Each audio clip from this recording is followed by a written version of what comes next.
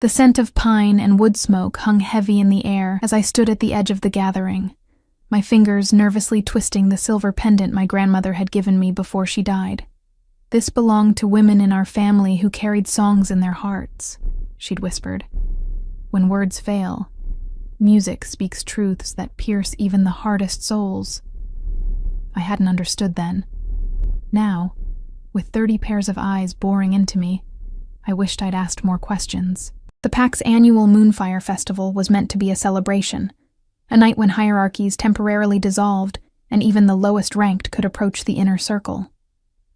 But as the only human among werewolves, I existed outside their hierarchy entirely. Not even an Omega.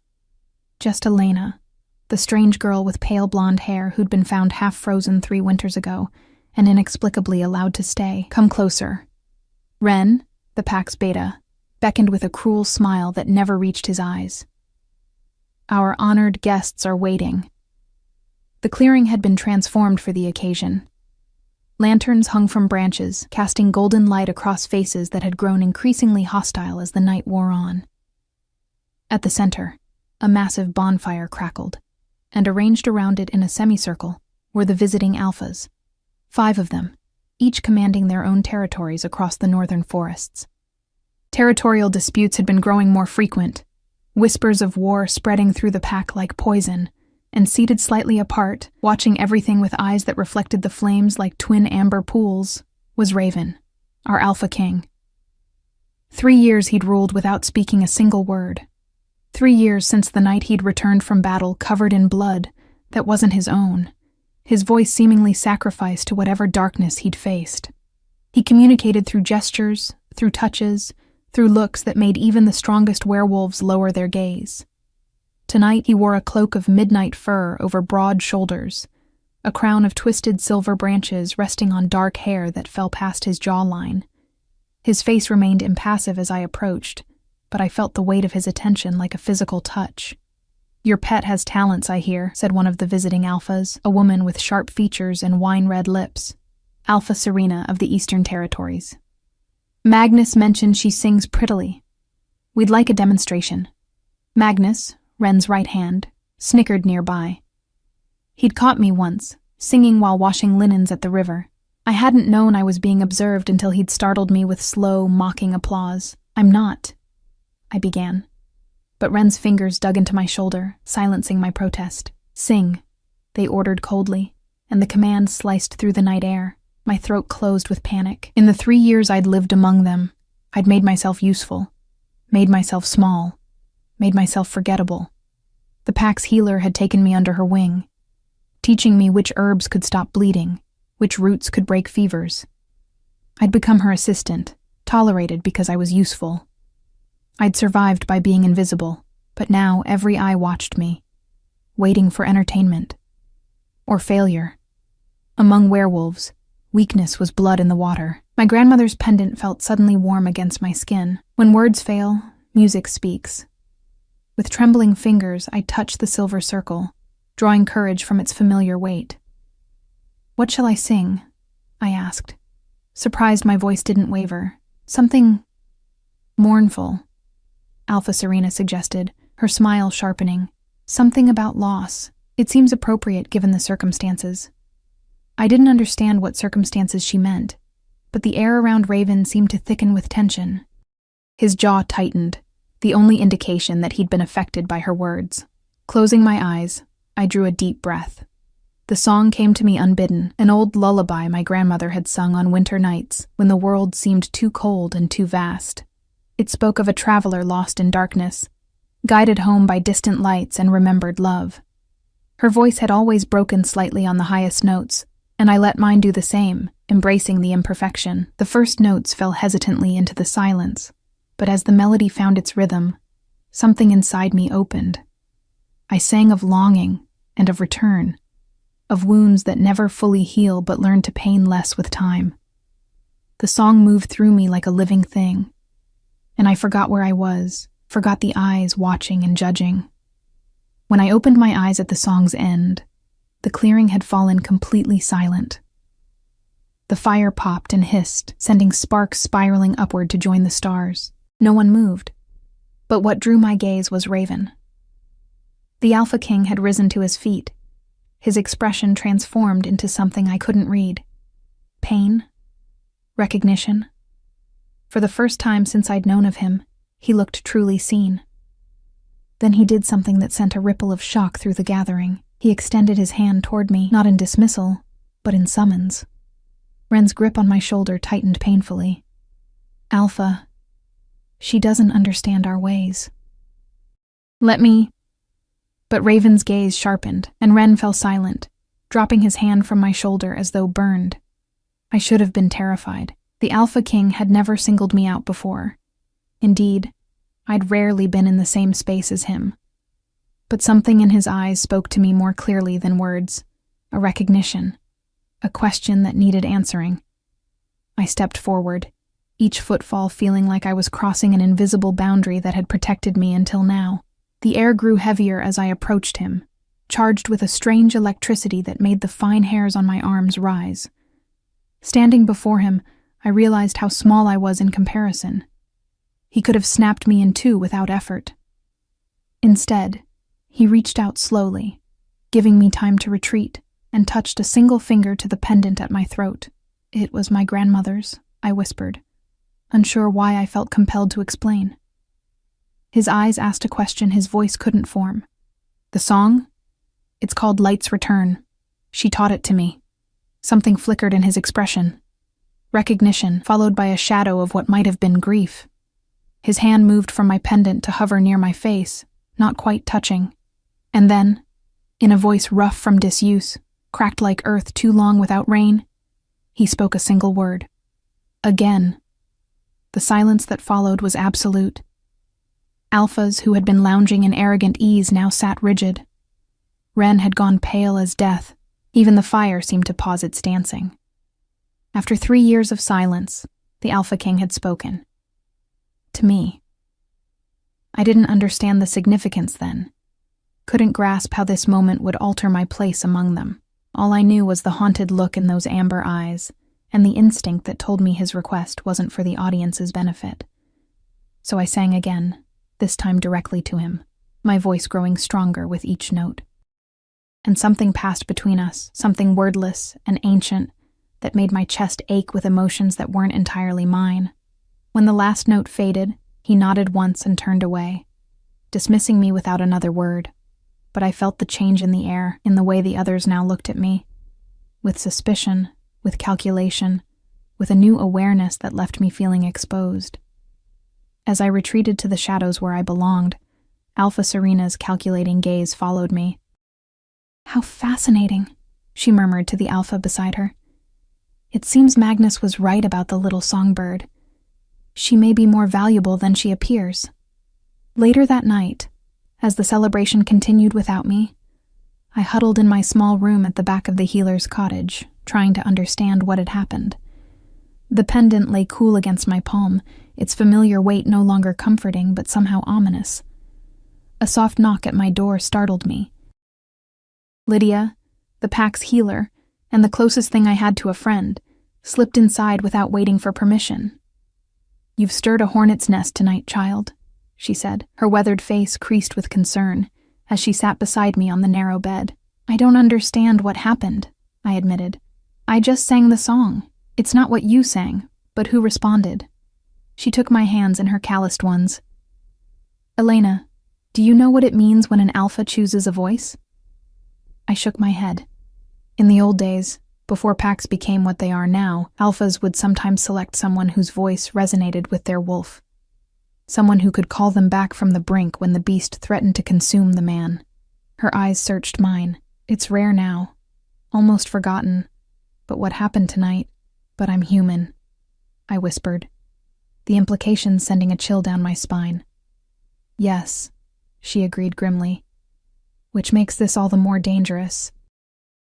There are those who won't be pleased that a human has been given such significance, even unknowingly." A shadow crossed her face, and she glanced toward the door. "Ren has been acting as voice and hand for Raven since the silence began. He won't relinquish that power easily." "But I don't want any power," I protested. Her smile was sad. "Want has nothing to do with it." The moon chooses our paths, not our desires. She stood, adjusting her shawl around thin shoulders. Pack your essentials tonight. I suspect you won't be sleeping here much longer. After she left, I pressed my forehead against the cool window glass, watching distant figures move around the bonfire. Somewhere out there, decisions about my fate were being made. And at the center of it all was Raven, the Alpha King, who had broken his silence to hear me sing. What trauma had stolen his voice? What recognition had flickered in his eyes when he heard my grandmother's lullaby? And why did I feel, deep in my bones, that the pendant around my neck was somehow connected to it all? Dawn was breaking when another knock came, this one heavy and commanding. When I opened the door, Ren stood there, his handsome face tight with barely controlled fury. "Pack your things," he ordered. "The Alpha King has summoned you to the main house," and in that moment, I knew my days of invisibility were over. The main house sat atop a gentle hill overlooking the rest of the pack's territory, a sprawling structure of stone and timber that had stood for generations. I'd only seen it from afar, had never imagined I would cross its threshold. Yet here I was, following Ren up the winding path as morning mist clung to our ankles. "Don't mistake his interest for favor," Ren said without looking back at me. "Our king has his reasons, but they won't protect you if you overstep." The small bundle of my possessions felt pathetically light in my arms. A few clothes, my healing apprentice's notebook, and a wooden hairbrush that had been my first gift from Lydia. Everything I had to show for 3 years of existence here. "I don't understand why he wants me at the main house," I ventured, struggling to keep pace with his long strides. Ren stopped so abruptly I nearly collided with his back. When he turned, his expression made my breath catch. Not anger, as I'd expected, but something more complex. Concern, perhaps, even fear. "Listen carefully, human," he said, dropping his voice though no one was near. "Our king has not been himself since the Northern Wars. What you saw last night, that moment of clarity, was the first break in a darkness that has gripped him for 3 years. The Alphas are watching. Some hope for his recovery, others—" He glanced toward the guest quarters where the visiting pack leaders were staying. "Others see opportunity in weakness." I clutched my bundle tighter. "But what does that have to do with me?" His laugh was bitter. "Your voice reached him when nothing else has. That makes you either very valuable or very dangerous, depending on who's looking." His eyes narrowed. "The question is, what did your grandmother teach you besides songs?" The question confused me. Healing, mostly. Plants and their uses. Why? Something in his expression shifted, disbelief, then reassessment. "You truly don't know, do you?" Before I could ask what he meant, he turned and continued walking, his back rigid with tension. The main house was even more imposing up close. Carved wolves adorned the massive doors, their wooden eyes seeming to follow me as we passed beneath them. Inside, the central hall was high-ceilinged and surprisingly bright, with tall windows letting in the morning sun. A fire burned in a stone hearth large enough to stand in, keeping the autumn chill at bay. Several pack members moved about on various errands, all pausing to stare as Ren led me through.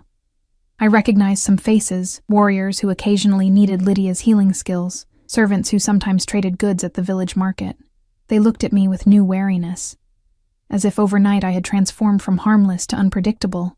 We passed through a series of corridors, climbing a curved staircase to the eastern wing. "These will be your quarters," Ren said, opening a door onto a room that made me gasp softly. It was easily 3 times the size of my space in Lydia's cottage, with a large bed draped in furs, a polished wooden table near windows that overlooked the forest, and, most surprisingly, a copper tub in one corner. Such luxury was unimaginable to someone who had been sleeping on a straw mattress for years. "Why would he give me this?" I whispered, afraid to step inside lest it prove to be some elaborate jest. "The Alpha King's reasons are his own," Ren replied stiffly. "You'll be expected to continue your healing duties. Lydia speaks well of your skills, but you'll also attend the king when he summons you." His jaw tightened. "Which I expect will be soon. Leave your things and follow me." I barely had time to set my bundle on the bed before being led deeper into the house, up another flight of stairs to a heavy oak door guarded by 2 stern-faced warriors. They nodded to Wren but fixed me with suspicious glares as we passed. The room beyond was a study lined with bookshelves and dominated by a massive desk near tall windows. Maps covered one wall, marked with symbols I didn't understand. The air smelled of parchment, ink, and something else, a hint of forest and night that I was beginning to recognize as Raven's unique scent. The Alpha King himself stood with his back to us, looking out over his territory. Sunlight gleamed on his dark hair, now tied back with a leather cord. He'd exchanged the ceremonial cloak for simpler clothes, a black tunic and trousers, but there was no mistaking the power that radiated from him, even in this relaxed state. "The human as requested," Wren announced, his tone carefully neutral. Raven turned, and I found myself again caught in that amber gaze. Up close, in daylight, I could see details I'd missed the night before, a thin scar that ran from his right temple to his jaw, the flecks of gold in his irises, the shadows beneath his eyes that spoke of troubled sleep. "Leave us," he said, his voice still rough but stronger than the single word he'd spoken last night. Wren hesitated, clearly unhappy with the command. "Alpha, perhaps it would be wise if I—" Raven's expression didn't change, but something in the air did. A pressure that made my ears pop and sent a shiver down my spine. Wren bowed immediately and backed out of the room, leaving me alone with the Alpha King. Silence stretched between us. I stood awkwardly, unsure where to look, what to do with my hands. My grandmother's pendant felt warm against my skin, and I resisted the urge to touch it for comfort. "Your name," he finally said, each word seemingly pulled from somewhere deep and painful. "Elena," I answered softly. He nodded once, then moved to a sideboard where a pitcher and cup sat. He poured water into 2 cups, offering one to me with a gesture. I accepted it, careful not to let our fingers touch. "The song," he continued, each word deliberate, measured. "Where did you learn it?" "My grandmother taught me. She raised me after my parents died." The cup trembled slightly in my hand. She knew many old songs. "Her name?" I blinked at the abrupt question. Iris Nightingale." Something flashed in his eyes. Recognition? Quickly hidden. He moved to his desk, opening a drawer to remove a small object. When he extended his hand toward me, I saw it was a pendant, nearly identical to the one I wore, but with subtle differences in the pattern etched into the silver. My free hand flew to my throat, touching my own pendant in confusion. "They match," he said, watching my reaction carefully. "I don't understand," I whispered, a strange dizziness washing over me. "How do you have one?" He placed his pendant beside mine on the desk, letting me see how the patterns, when aligned, formed a complete design, like 2 halves of a whole. "It was given to my mother," he said, each word still sounding painful, "by a human woman, a singer who saved my father's life during the long winter." My heart began to pound. My grandmother lived in the north before coming to raise me. She never spoke much about that time. She wouldn't. His lips curved in what might have been the ghost of a smile. "Voice keepers rarely speak of their calling." Voice keepers? The term was unfamiliar, yet something about it resonated within me, like the echo of a song heard long ago. He gestured to a chair, silently inviting me to sit. When I did, he took the seat across from me, not behind his imposing desk, but directly opposite, our knees nearly touching. It felt strangely intimate, this closeness to a man who held the power of life and death over everyone in his territory. He paused, seeming to search for words. "Bloodlines. Human bloodlines with gifts. Healers. Dreamwalkers. Truthsayers." Each word appeared to cause him pain, but he pushed on. "And rarest of all, voice keepers. Humans whose songs can reach the wolf beneath the skin, calm it, sometimes even command it." I shook my head, unable to process what he was suggesting. "My grandmother was a healer. She taught me herbs and poultices, not whatever this is." "Did she never sing to calm those in pain? Did her voice never seem to ease suffering beyond what her medicines could achieve?" The question stopped me. I remembered countless times watching her sing softly to the injured or ill, how even the most distraught would grow peaceful under the gentle current of her voice. I'd assumed it was the comfort of human connection, not magic. Last night, he continued, when you sang, it was her voice I heard. A voice I haven't heard since I was a child, when she would visit our pack during the trading seasons. His expression darkened. A voice that might have prevented much suffering had she been here 3 years ago. The weight of unspoken history hung between us. I thought of the rumors about the Northern Wars, about how Raven had returned changed. His voice gone, something essential broken within him. "What happened to you?" I asked, the question slipping out before I could think better of it. His expression closed, shudders coming down over the momentary openness. But rather than anger at my presumption, I saw something else. A bone-deep weariness. "The past matters less than the present danger," he said, standing abruptly. "War is coming again. The other alphas sense weakness in my silence. In me. But you're speaking now," I pointed out. "To you." He turned away, pacing to the window. "Not to them. Not yet." Understanding dawned slowly. "You want me to be your voice? To the other alphas? I need you to be what your grandmother was to my father. A voice keeper. A bridge between the human and the wolf." He turned back, his gaze intense.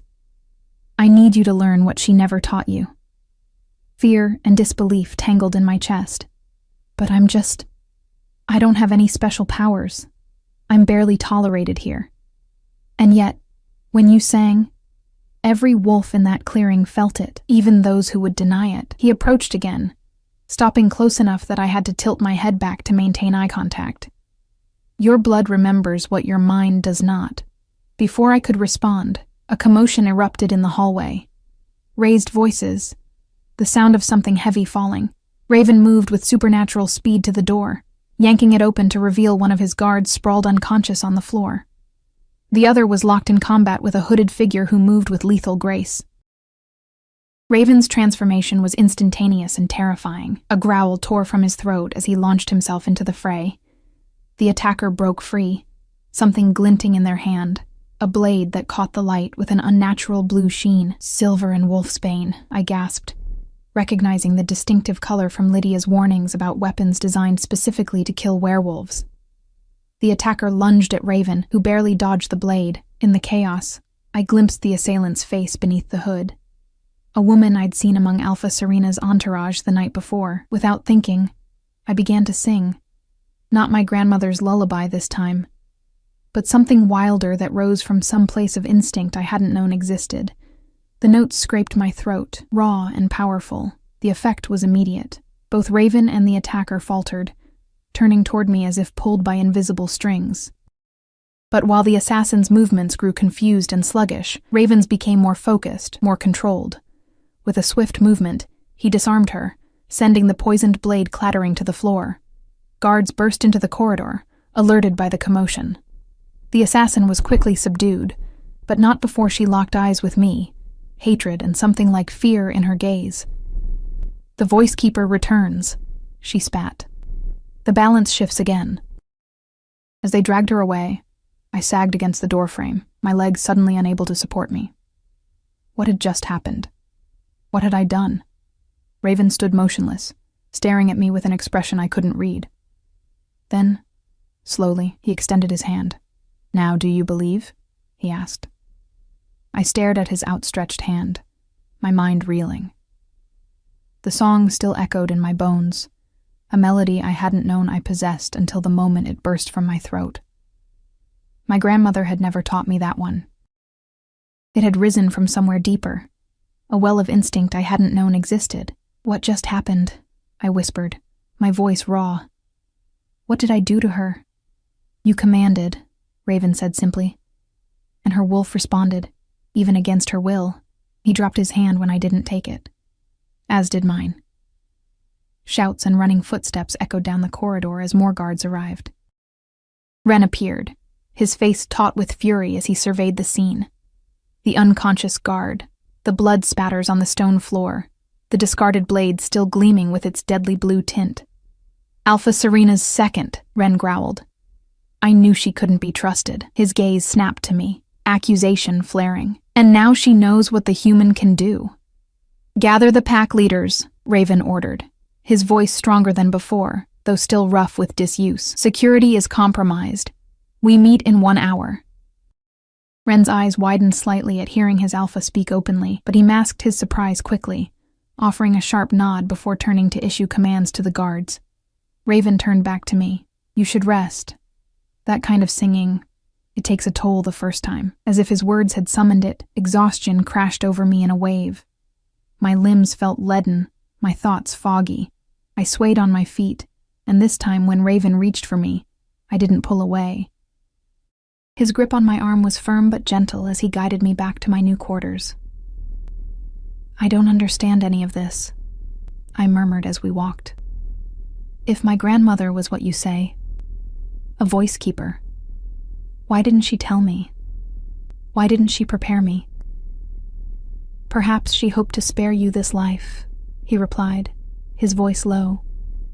"Or perhaps she died before she could." The thought sent a pang through my heart. Grandmother had slipped away in her sleep 5 years ago, leaving me alone in the world. Had she intended to reveal this secret heritage? Had she left me unprepared for whatever legacy flowed in my blood? At the door to my room, Raven paused. "Rest. I'll send Lydia to you. And Elena?" His amber eyes held mine with unsettling intensity. "What happened today is only the beginning. There are those who will see you as a threat now, and others who will seek to control what you can do. And which are you?" I dared to ask. Something that might have been respect flickered across his features. "Neither. I seek balance." With that cryptic response, he turned and strode away, leaving me alone with my confusion. Inside my new room, I sank onto the bed, too overwhelmed to even appreciate its softness after years of sleeping on straw.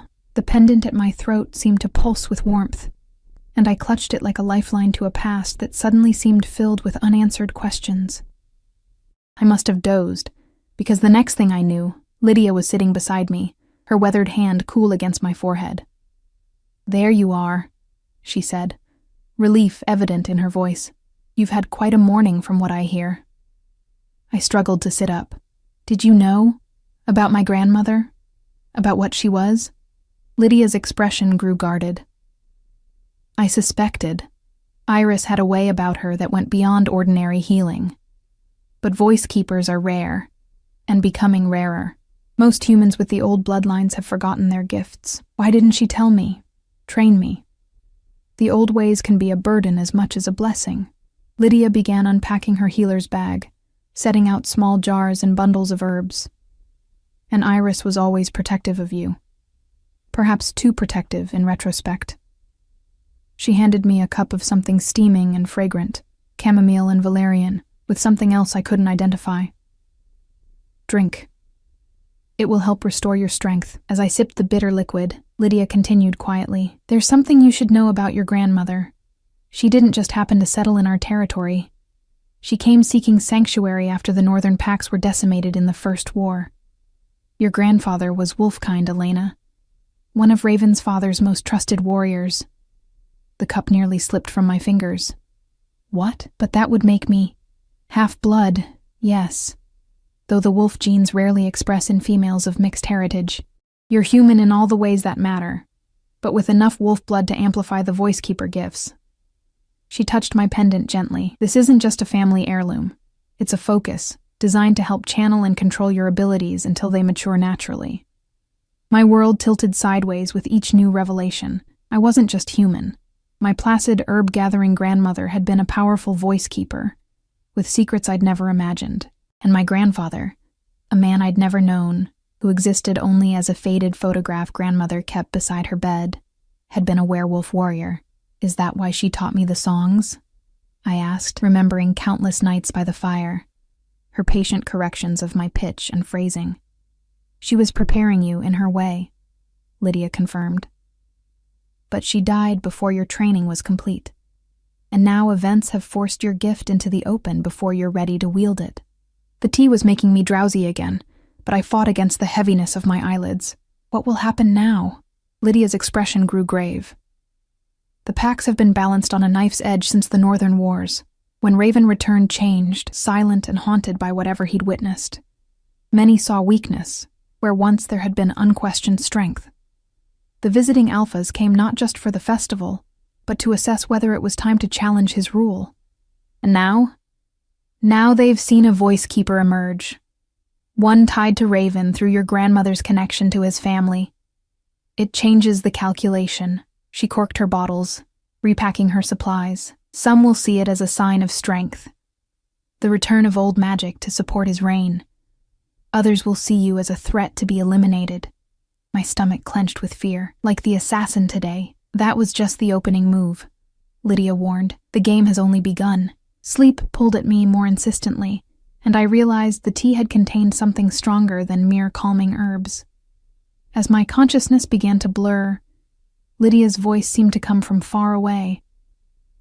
Rest while you can, child. Tonight, everything changes. I awakened to twilight and the soft glow of lanterns someone had lit while I slept. Sitting up, I found a tray of food beside my bed. Bread, cheese, dried fruits, and a pitcher of water. My mouth was dry, my head still foggy from Lydia's potent tea. As I poured water into a cup, a folded note beside the tray caught my attention. In elegant, angular handwriting, when you wake, come to the Great Hall. Wear what's in the wardrobe. The note wasn't signed, but the handwriting matched the maps I'd seen in Raven's study. My heart stuttered at the realization that the Alpha King himself had written to me, had perhaps even been in this room while I slept. Opening the massive wooden wardrobe revealed clothing far finer than anything I'd ever owned, dresses in rich colors, cloaks lined with soft fur. But what drew my eye was a gown of deep midnight blue, the fabric shimmering faintly in the lamplight. Silver threads were woven through it in patterns that reminded me of the design on my pendant. I dressed quickly, surprised at how perfectly the gown fit my slender frame. The fabric moved like water against my skin, unexpectedly heavy and light at the same time. Looking in the polished metal mirror, I hardly recognized myself. With my pale blonde hair falling loose past my shoulders and the elegant gown accentuating curves usually hidden beneath shapeless work clothes, I looked transformed. The pendant seemed to glow against the dark fabric, its silver catching the light. I touched it for reassurance, remembering Lydia's words about it being a focus for powers I barely understood. The corridor outside my room was patrolled by guards who nodded respectfully as I emerged, a far cry from the suspicious glares of this morning. One of them, a young warrior named Thomas, who'd once come to Lydia with a badly broken arm, offered to escort me to the Great Hall. Things are tense tonight, he explained as we descended the stairs. After the assassination attempt, security has been doubled. No one enters or leaves the main house without approval. Has there been word from the other packs? I asked, wondering if Alpha Serena had been confronted about her second's actions. Tomas's expression darkened. Alpha Serena denies all knowledge of the plot, claims her second was acting independently. He didn't sound convinced. The council is divided on how to respond. The Great Hall was a cavernous space dominated by a massive stone hearth and a long table on a raised platform. Tonight it was filled with members of Raven's pack and representatives from the visiting territories. Conversations hushed as I entered, heads turning to track my progress across the floor.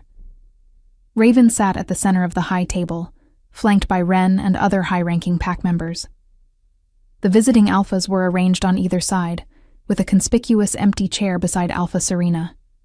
The absent assassin's place, I realized. What surprised me most was the empty chair to Raven's right, a position of highest honor, reserved for his chosen second or mate. As Thomas led me forward, Raven's eyes found mine, and with a subtle gesture, he indicated the empty seat beside him. A collective murmur swept through the hall. Ren's face tightened with barely suppressed outrage, while Alpha Serena's lips curved in a dangerous smile. "The voice keeper graces us with her presence," she said, her voice carrying in the suddenly quiet hall. How fortunate that she was able to intervene this morning. Her emphasis made it clear she considered my actions anything but fortunate. Raven rose, and the entire hall stood with him, a gesture of respect so ingrained that even those who might question him could not remain seated. What happened this morning was an attack not just on me, but on the peace between our territories, he said, his voice stronger than before, though still bearing the roughness of long disuse. Elena's intervention prevented bloodshed that would have sparked war. Alpha Serena's perfect composure cracked slightly at hearing Raven address the gathering directly. For 3 years, Ren had spoken for him, interpreted his gestures and written commands. Your voice keeper's abilities are certainly impressive, Serena replied, recovering quickly. One might even say convenient, a human with the power to control wolves, appearing just when challenges to your rule grow strongest. She smiled thinly. Some might wonder if old treaties concerning the use of voice keepers in power struggles have been conveniently forgotten. The treaties have not been forgotten, Raven answered evenly. Nor has the reason they were created. You know the histories, Serena. You know what happened the last time packs turned on each other without the balance voice keepers provided. Unease rippled through the gathering.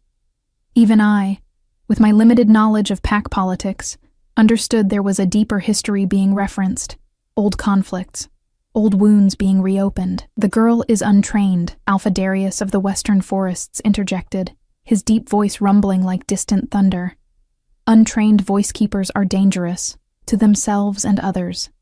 She will be trained, Raven countered. There are still those among us who remember the old ways. By whom? Alpha Serena challenged. The last trained voice keepers died in the Northern Wars. Unless...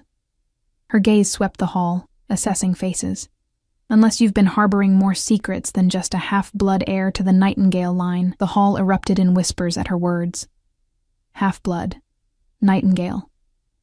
The terms passed from mouth to mouth, gaining significance with each repetition. I remained frozen in place, overwhelmed by the politics swirling around me.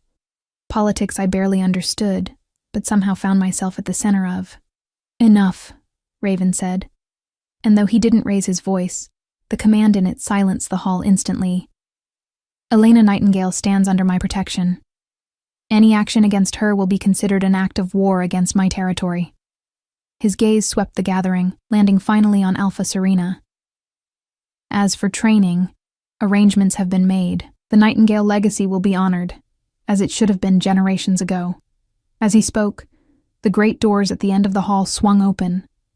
A figure entered, leaning heavily on a carved staff, an elderly woman with silver hair and eyes so pale they appeared almost colorless in her deeply lined face. She wore robes of deep green, embroidered with symbols similar to those on my pendant. Gasps and murmurs followed her slow progress toward the high table. Even the Alphas appeared shocked by her appearance. Elder Mara, Alpha Darius breathed, half rising from his seat in respect or alarm. I couldn't tell which. We were told you had passed beyond the veil years ago. The old woman's laugh was a dry rattle. Many things are said when wolves wish secrets to remain buried. Her gaze found me, eyes sharpening with recognition. Iris's granddaughter. Yes, I see her in you, the last of the Nightingale line. She thumped her staff once against the stone floor. And not a moment too soon. Raven gestured to the chair beside him once more, and this time I found the courage to move forward, to take my place at the high table even as my mind raced with questions. Who was this Elder Mara? What did she know of my grandmother? And what did it mean to be the last of the Nightingale line?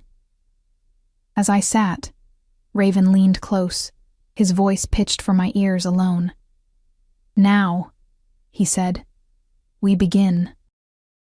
The formal dinner that followed felt like navigating a frozen lake of uncertain thickness, each step potentially disastrous, each conversation layered with meanings I could only partly grasp. I picked at unfamiliar foods, acutely aware of the calculating gazes directed my way from around the table. Elder Mara had been seated at the opposite end, too far for conversation, though her pale eyes frequently found mine across the distance. There was something unsettling in her scrutiny. Not hostility, but a weighing, as if measuring me against some standard I couldn't see. Beside me, Raven ate sparingly and spoke little, responding to direct questions with terse answers that discouraged further conversation. His proximity was both reassuring and nerve-wracking. Whatever game was being played tonight, I sensed he was my only true ally, yet I understood so little about his motivations. Tell me, Alpha Serena said, her voice cutting through the murmur of conversation. How long have you known of your heritage, Elena? She made my name sound like something distasteful. All eyes turned to me. I set down my fork carefully, buying a moment to steady my nerves. I learned of it only today, I answered honestly. My grandmother never spoke of voice keepers or her connection to the packs. Serena's eyebrow arched in perfect disbelief. How convenient. And yet your instinct with that song this morning seemed quite developed. Instinct often runs deeper than conscious knowledge, Elder Mara interjected before I could respond. The blood remembers what the mind forgets. Blood, Alpha Darius rumbled thoughtfully. Yes, that's the question, isn't it? The girl's bloodline. His heavy-lidded eyes shifted to Raven. Half-blood, Serena called her. Is it true? Was her grandfather one of yours? A hush fell over the table. Even the servants paused in their movements, sensing the weight of the moment. Gareth Nightshade was brother to my father's second, Raven confirmed.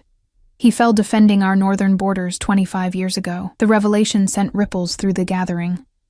I gripped the edge of the table, steadying myself against another piece of my unknown history sliding into place. My grandfather had a name, had been someone of significance, which makes you... Alpha Serena trailed off, eyes narrowing as she reassessed me. Family, Raven finished for her, his tone brooking no argument. By blood and by pack law, the word reverberated through me. Family. For 5 years since my grandmother's death, I had been utterly alone. The concept of belonging somewhere, to someone, was so foreign, it almost hurt to consider. The Nightshade-Nightingale Alliance, Elder Mara said, nodding as if confirming an old suspicion. History repeats itself. Some histories are best left buried, countered Alpha Kira of the Southern Plains, speaking for the first time. Unlike the others, she had watched the proceedings with quiet assessment, rather than open hostility. The last time a voice keeper was bound to an alpha bloodline, the resulting power upset the balance for generations. The balance is already upset, Raven replied. Or have you forgotten what happened in the north? What still threatens from beyond our secured territories? A chill swept the table. Several warriors instinctively touched weapons or protective amulets. Whatever had occurred in the northern wars clearly still haunted them all. The Shadow Pack was destroyed, Alpha Darius insisted, though uncertainty edged his voice. Your father saw to that. My father died believing that, Raven said, and the raw edge of grief in his voice silenced further argument. He was wrong. The rest of the meal passed in strained conversation, political maneuverings I could barely follow. When it finally concluded, Raven rose, signaling the end of the formal gathering. As the alphas and pack members began to disperse, he touched my elbow lightly. Elder Mara wishes to speak with you. I'll accompany you to her quarters. Relief washed through me at the excuse to escape the suffocating atmosphere of the great hall. As we walked, Raven maintained a proper distance between us, but I felt his awareness like a physical presence, his senses attuned to our surroundings, to potential threats. There's so much I don't understand, I said softly as we traversed a moonlit courtyard. Everyone keeps talking about balance and history repeating, but no one will explain what it means. Raven was silent for several steps. When he spoke, his voice had softened from its public edge. The relationship between wolves and voice keepers goes back to the earliest days of our kind. When the first humans with the gift emerged, they helped wolves maintain their humanity when the beast threatened to consume them. His gaze lifted to the star-scattered sky. But power corrupts. Some alphas began using voice keepers to enhance their strength, to control rival packs. And some voice keepers began to see themselves as rulers rather than servants of balance. What happened? War. Bloodshed. Until treaties were formed, limiting how voice keepers could interact with pack politics. His expression darkened, but knowledge was lost over generations. Voice keeper bloodlines thinned or went into hiding. By the time the Shadow Pack emerged from the far north 50 years ago, there were few trained voice keepers left to counter their corrupted songs. The term sent a shiver through me. Corrupted songs? Voice keepers who turned to darker powers, who learned to command not just the wolf, but to twist the human soul along with it. We had reached a small stone building set apart from the main house. Elder Mara can explain better than I can. She's one of the last living witnesses to the First Shadow War. The door opened before he could knock, revealing Elder Mara in the warm light of many candles. Her quarters were a single circular room filled with books, hanging bundles of herbs, and strange instruments I didn't recognize. "Come in, child," she beckoned, her pale eyes gleaming in the candlelight. "We have much to discuss, and precious little time." I hesitated, glancing at Raven. "I'll wait outside," he said, understanding my unspoken question. "You're safe with her." Elder Mara cackled at that. Safe. What a flimsy word for times like these, but she stepped aside, allowing me to enter alone. The air inside was thick with the scent of herbs and old parchment. Mara gestured for me to sit on a cushioned stool, while she lowered herself with a grunt into a chair that seemed built specifically to accommodate her small, bent frame. "So," she said, studying me without preamble, "Iris's girl, the last nightingale, and you've lived your whole life not knowing what you are." "My grandmother never told me about any of this," I said, feeling defensive on Iris's behalf. "She taught me healing, not whatever this voice power is."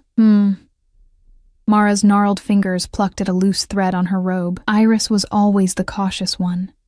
After what happened to your mother, I suppose she thought silence was protection." My breath caught. My mother? What about her? My grandmother told me she and my father died in an accident when I was a baby. Something like pity crossed the old woman's face. "Not an accident. They were hunted. Your father for loving a voice keeper, your mother for being one, and for carrying you, the child of both bloodlines." The room seemed to spin around me. I gripped the edge of my stool, fighting waves of shock and grief for parents I'd never known, for a history that had been kept from me. Who killed them? The Shadow Pack, or what was left of it after the First War. Mara sighed heavily. "They've always understood what many have forgotten, that voice-keeper bloodlines carry power. Power that can either oppose them, or if corrupted, join them." I struggled to process this new horror. "And my grandmother? Why didn't they come for us? Iris was clever. She bound your gift with that pendant, muting it until you were old enough to control it. Then she hid you both among humans, moving frequently, until she believed the danger had passed." Mara's eyes narrowed. But the danger never truly passed. It was merely waiting. She rose with surprising agility and moved to a shelf lined with small bottles. Selecting one, she uncorked it and added 3 drops of amber liquid to a cup of water, which she handed to me. "Drink. It will help clear the binding your grandmother placed on your abilities. We don't have the luxury of the gradual training she intended for you." I hesitated, the cup halfway to my lips. "Why should I trust you? I've only just learned any of this exists. How do I know you're telling me the truth?" Mara's smile was approving rather than offended. "Good. Question everything. Trust must be earned." She settled back in her chair. "I knew your grandmother since we were girls training together. I knew your mother as a bright, gifted child. I mourned them both.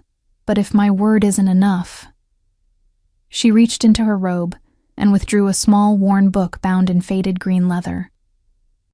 "Perhaps Iris's will be." My hand trembled as I took the journal. Opening it revealed my grandmother's familiar handwriting, the sight of which brought an unexpected sting of tears to my eyes. "She left this with me before your mother was born," Mara explained, "with instructions to give it to any surviving nightingale who might one day need guidance. I've kept it safe for nearly 30 years, waiting." I traced my fingers over the first page, where my grandmother had written, "To my descendants, may you find strength in your voice when mine has fallen silent." "Read it when you're ready," Mara advised. "For now, we must focus on awakening what's dormant within you. The Shadow Pack is moving again, and Raven cannot face them alone. Not after what they did to him in the Northern War." I looked up sharply. "What did they do to him? What happened that took his voice?" Mara's expression grew somber. "They captured him, held him for weeks in the darkness of their underground stronghold. When his father's forces finally reached him, Raven had been changed, tortured not just in body, but in spirit." She leaned forward, her voice dropping. "They used corrupted voice keepers to try to break his will, to twist his loyalty. He resisted, at the cost of his voice and nearly his sanity. Horror washed through me as I imagined what he must have endured, but he spoke to me. He's speaking now. Yes, Mara said with a small smile. That's what gives us hope. Something in your particular voice, perhaps its connection to his family's past, has begun to heal what was broken. But it's a fragile healing, easily reversed. I glanced toward the door where Raven waited beyond. And the other alphas? Do they want to help him heal or take advantage of his weakness? Mara's laugh was short and harsh. Politics is rarely so simple. Some genuinely fear the return of the Shadow Pack and know Raven's territory stands as the first defense against another incursion. Others smell opportunity in chaos. And a few— Her eyes narrowed. A few may already be compromised. Compromised? You mean— Influenced by corrupted songs. Yes, she gestured to the cup I still held. Which is why we must strengthen your gift quickly. You are untrained but not untested. Your instinctive response this morning proves the power flows true in your blood. I stared at the amber liquid swirling in the water. Everything in me rebelled against being thrust into a conflict I barely understood. Yet if what Mara said was true, if my mother had died protecting me, if Raven had suffered trying to protect his people, how could I turn away? What will happen when I drink this? I asked. The binding Iris placed will begin to dissolve. Your senses will sharpen. You'll hear not just voices, but the songs beneath them, the harmonies and dissonances that reveal truth and falsehood. Mara's face grew serious. It won't be comfortable. Power rarely is, especially at first. I took a deep breath and drank the mixture in one swallow. It tasted of honey and something sharper, metallic, like blood. For several moments, nothing happened. Then heat bloomed in my chest, spreading outward along my limbs like liquid fire. My vision blurred. Sound became distorted, too loud, then too distant. I gasped, doubling over as sensation overwhelmed me. Breathe through it, Mara instructed, her voice seeming to come from everywhere and nowhere. Focus on your pendant. Let it center you. I clutched the silver disc, focusing on its solid reality as the world spun around me. Gradually, the chaos began to settle into new patterns of perception. I could hear the heartbeats of small creatures in the walls, the whisper of wind through distant trees. And voices. So many voices, layered with emotions that colored them like visible auras. Most distinctly of all, I could sense Raven's presence outside the door. A deep, steady pulse of energy that seemed to call to something within me. When I looked up at Mara again, she appeared surrounded by a soft green luminescence that pulsed with her breathing. What am I seeing? I whispered, afraid to trust these new perceptions. Life songs, she answered. The unique melody of each living being. Voice keepers can hear them, and with training, influence them. Her expression grew grave, which is why the gift must be wielded with great care and deep compassion. To twist another's song for selfish ends corrupts your own. The door opened and Raven entered, concern evident in his expression. In my heightened state, I could see shadows clinging to him. Wisps of darkness around his throat, where his voice had been damaged, tendrils that reached toward his heart. It's begun, Mara told him. Sooner than I'd hoped, but we adapt to necessity. He nodded, then looked at me. Can you stand? I rose on shaky legs, the room still tilting slightly around me. I think so. Good, Mara said briskly, because we have a more immediate problem than your training.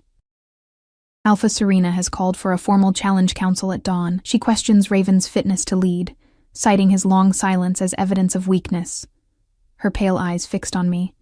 And she demands you demonstrate your abilities before all 5 territories, to prove you're truly a voice keeper and not some human trick Raven is using to maintain power.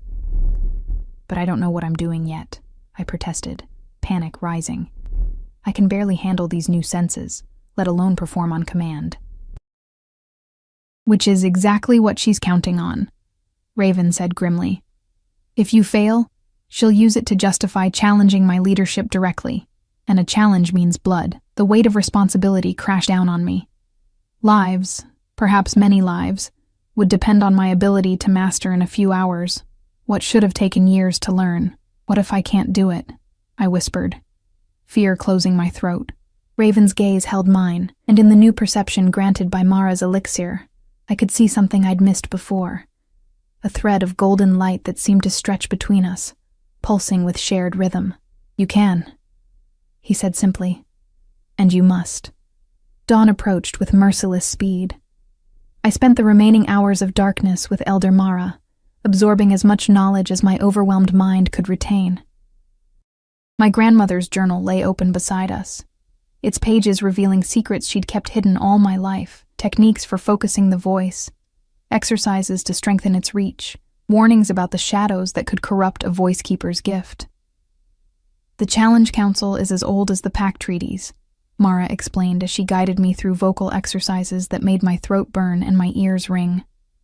5 alphas gather to assess a leader's fitness. Traditionally, the challenged alpha must demonstrate strength, wisdom, and the loyalty of their pack. "And what must I demonstrate?" I asked, my voice raw from hours of practice. "Control," she replied simply. "The ability to direct your gift with precision rather than instinct alone. They fear untamed power as much as weakness."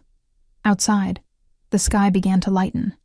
My new senses made everything sharper, more intense, the cold pre-dawn air against my skin, the distant sounds of the pack awakening, the steady approach of footsteps in the corridor. Raven appeared in the doorway, his expression grave.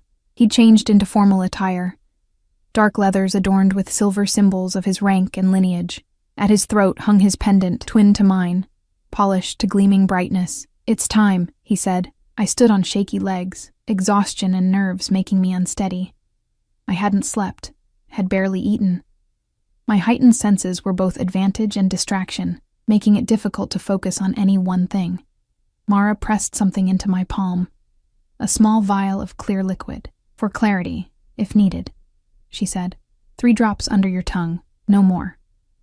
I tucked it into the hidden pocket of the midnight blue gown I still wore from the previous night. Then, drawing a deep breath, I followed Raven into the corridor. "The council will try to provoke you," he warned as we walked, "to test your control.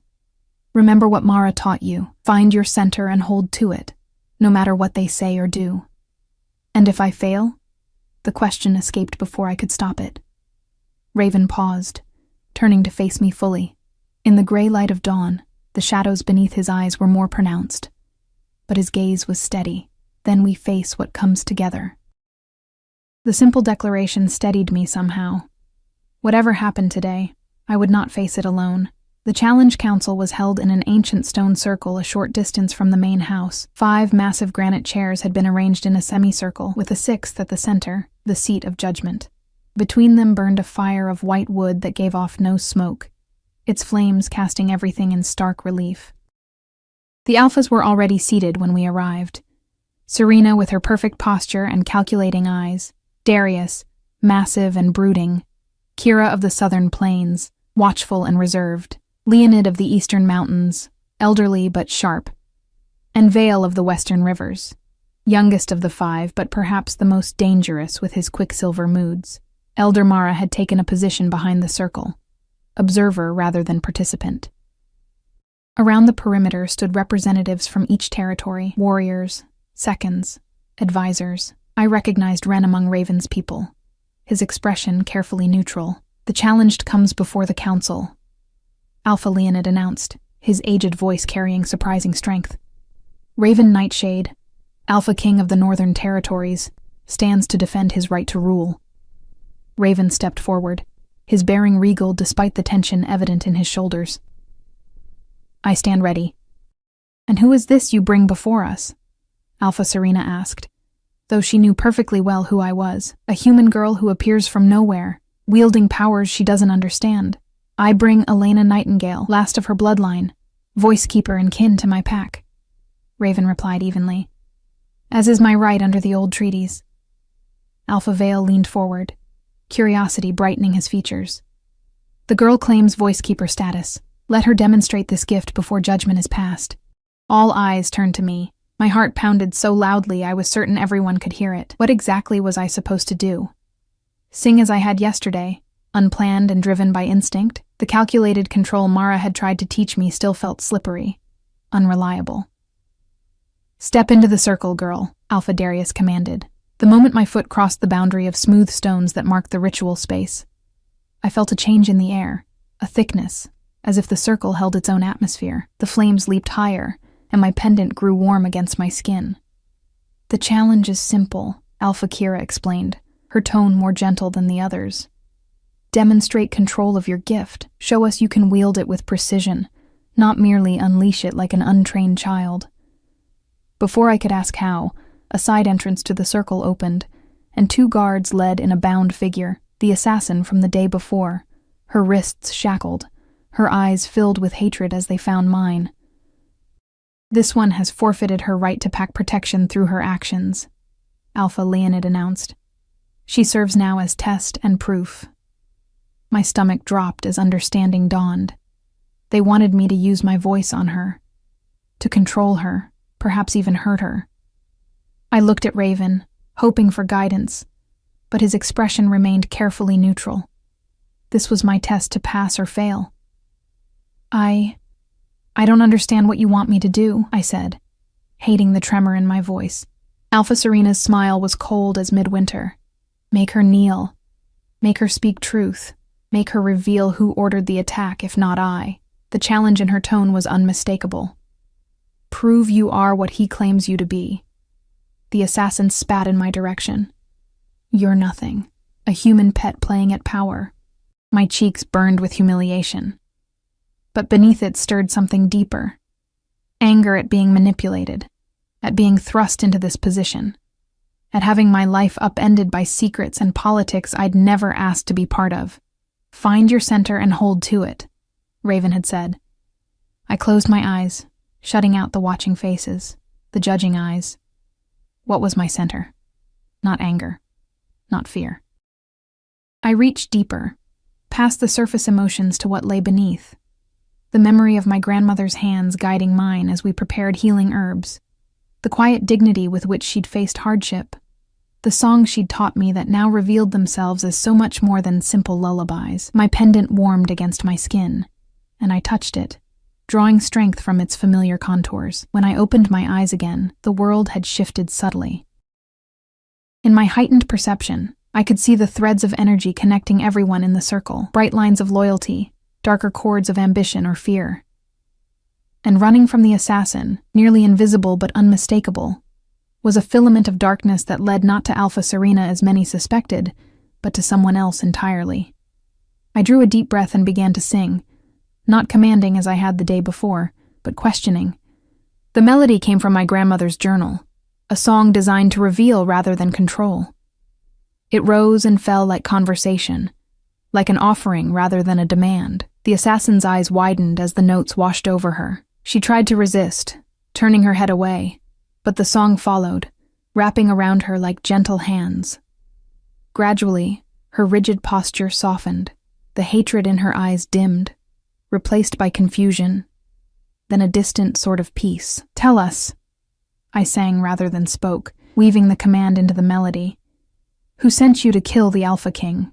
"I serve the Shadow Alpha," she answered, her voice taking on the same melodic quality as my own. "He promised power in exchange for loyalty, for the blood of the Silent King." Gasps and murmurs erupted around the circle.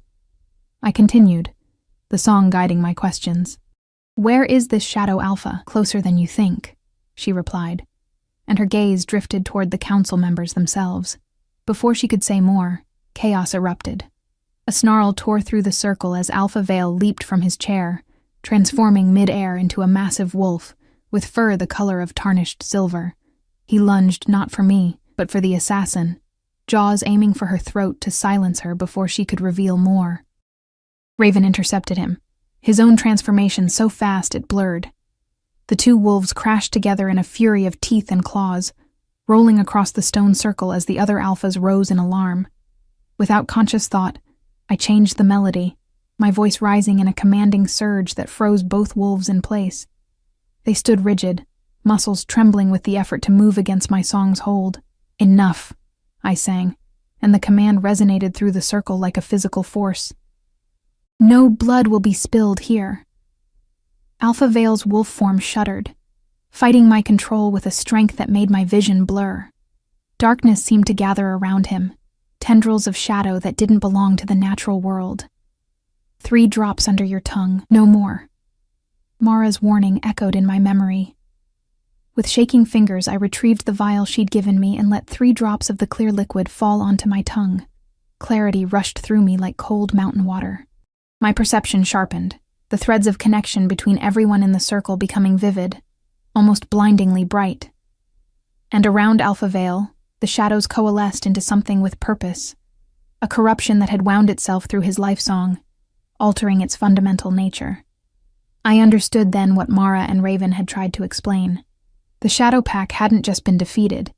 It had gone into hiding, working slowly, patiently, to infiltrate the highest levels of power among the territories. My song changed again, drawing on instinct and the fragments of knowledge from my grandmother's journal. This melody was ancient, designed not to control, but to cleanse, to burn away darkness without harming the light beneath.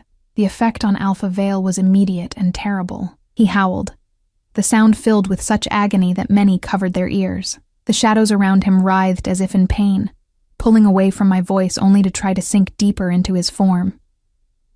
"Help me," I gasped between notes, my strength flagging as I fought against whatever had taken root in him. And then Raven was beside me, his wolf form shifting back to human. Without hesitation, he added his voice to mine, rough from disuse but powerful, harmonizing perfectly, as if he'd known the melody all his life. Our pendants glowed in unison, the patterns aligning across the distance between us. The combined song grew in strength, weaving through the circle, through Vale, through everyone present. It revealed truth and burned away deception, not just from Vale, but from subtle corruptions that had begun to take root in others, even those who hadn't realized they'd been touched by shadow. When the song finally ended, Vale lay unconscious but breathing, the shadows expelled from his form. The other alphas stood in stunned silence, each processing what they had witnessed. It was Alpha Kira who spoke first. "The legends were true," she said softly, "about what happens when a voice keeper and an alpha of true bloodline combine their gifts." She bowed her head slightly toward Raven. "The challenge is withdrawn. Your fitness to lead is not in question." One by one, the other alphas nodded agreement, even Serena, though reluctance tightened her features. "The Shadow Pack has revealed itself," Raven declared, his voice stronger than before, carrying to all corners of the gathering. "Not through direct attack as we feared, but through corruption from within. This was only the beginning." He turned to me, and in front of everyone he took my hand. "We stand against the coming darkness together, wolf and voice keeper, as it was in the beginning." Elder Mara approached, satisfaction evident in her ancient features. "The balance shifts back," she announced. "The healing begins." In the days that followed, much changed. Vale was confined for healing, the shadow's influence slowly being purged from his system. The territories began strengthening their borders against further infiltration. And I began formal training with Elder Mara, learning to use the gift that had lain dormant in my blood for so long. But the most profound change was within myself. I was no longer Elena the invisible, the tolerated human on the fringes of pack life. I had found my voice, my heritage, my purpose. And in Raven's steady presence at my side, I had found something else, a connection that deepened with each passing day, a harmony that felt like coming home. The pendant that had once been my only link to a grandmother I'd never fully understood now represented something greater, a legacy of balance and healing that stretched back generations. As I learned more from her journal, I came to understand why she had hidden the truth from me for so long. She had hoped for a different life for me, one free from the burdens and dangers of being a voice keeper. But some gifts cannot remain hidden forever. Some songs demand to be sung. On the night of the next full moon, as the pack gathered for a more joyous celebration than the one that had started this journey, Raven found me at the edge of the clearing, watching firelight dance across familiar faces now turned friendly. "Any regrets?" he asked, his voice still rough but growing stronger each day. I touched my pendant, feeling its familiar weight against my skin.